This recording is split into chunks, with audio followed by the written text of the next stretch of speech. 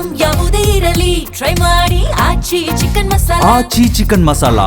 ಹಾಸನ ಸಮಾವೇಶ ಯಶಸ್ವಿ ಆಗ್ತಾ ಇದ್ದಂತೆ ದಳಪತಿಗಳು ಈಗ ಪ್ರಮುಖವಾಗಿ ವಿಜಯಪುರದಲ್ಲಿ ಅತಿದೊಡ್ಡ ಸಮಾವೇಶ ಮಾಡುವ ಮೂಲಕ ಆ ಭಾಗದ ಜನರ ಮತ ಸೆಳೆಯೋದಕ್ಕೆ ಈಗಿನಿಂದಲೇ ತಯಾರಿಗಳಾಗ್ತಾ ಇದೆ. ಆ ಮೂಲಕ ಆ ಭಾಗದಲ್ಲಿ ಪಕ್ಷಕ್ಕೂ ಕೂಡ ಬೂಸ್ಟರ್ ಡೋಸ್ ಕೊಡೋದಕ್ಕೆ ಸಿದ್ಧತೆಗಳಾಗ್ತಾ ಇದೆ ಅಂತೆ. ಹಾಗಾದ್ರೆ ಸಮಾವೇಶಕ್ಕೆ ತಯಾರಿ ಹೆಂಗಿದೆ, ಇದರ ಉದ್ದೇಶ ಏನು, ಆ ಕುರಿತ ಒಂದು ರಿಪೋರ್ಟ್ ಇಲ್ಲಿದೆ ನೋಡಿ.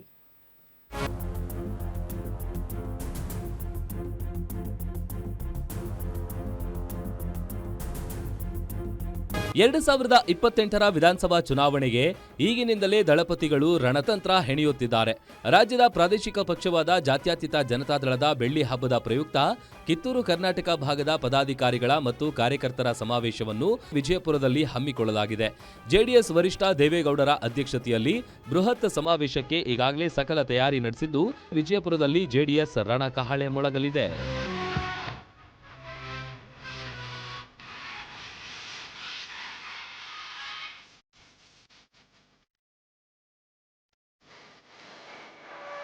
ಕರ್ನಾಟಕದಲ್ಲಿ ವಿಧಾನಸಭೆ ಚುನಾವಣೆಗೆ ಇನ್ನೂ ಸಾಕಷ್ಟು ಸಮಯ ಬಾಕಿ ಇದೆ.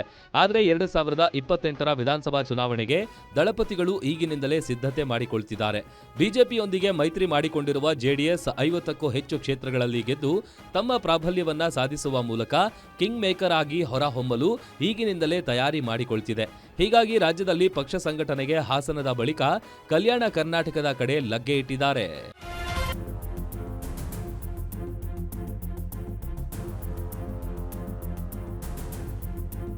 ವಿಜಯಪುರ ನಗರದ ಹೊರವಲಯದಲ್ಲಿರುವ ಸಿಂದಗಿ ಬೈಪಾಸ್ನಲ್ಲಿ ಬೃಹತ್ ಸಮಾವೇಶ ಆಯೋಜನೆ ಮಾಡಲಾಗಿದ್ದು, ಕಿತ್ತೂರು ಕರ್ನಾಟಕ ಭಾಗದ 7 ಜಿಲ್ಲೆಗಳಿಂದ ಸುಮಾರು 1 ಲಕ್ಷ ಕಾರ್ಯಕರ್ತರು ಸಮಾವೇಶದಲ್ಲಿ ಭಾಗಿಯಾಗಲಿದ್ದಾರೆ.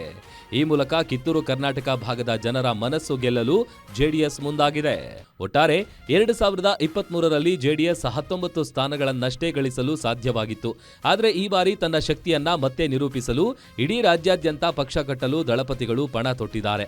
ಆದರೆ 2028 ಚುನಾವಣೆಯಲ್ಲಿ ಜನರು ಜೆಡಿಎಸ್ಗೆ ಎಷ್ಟರ ಮಟ್ಟಿಗೆ ಕೈ ಹಿಡಿತಾರೆ ಅನ್ನೋದನ್ನ ಕಾದು ನೋಡಬೇಕು. Deepak Shinde, guarantee news, Vijayapura.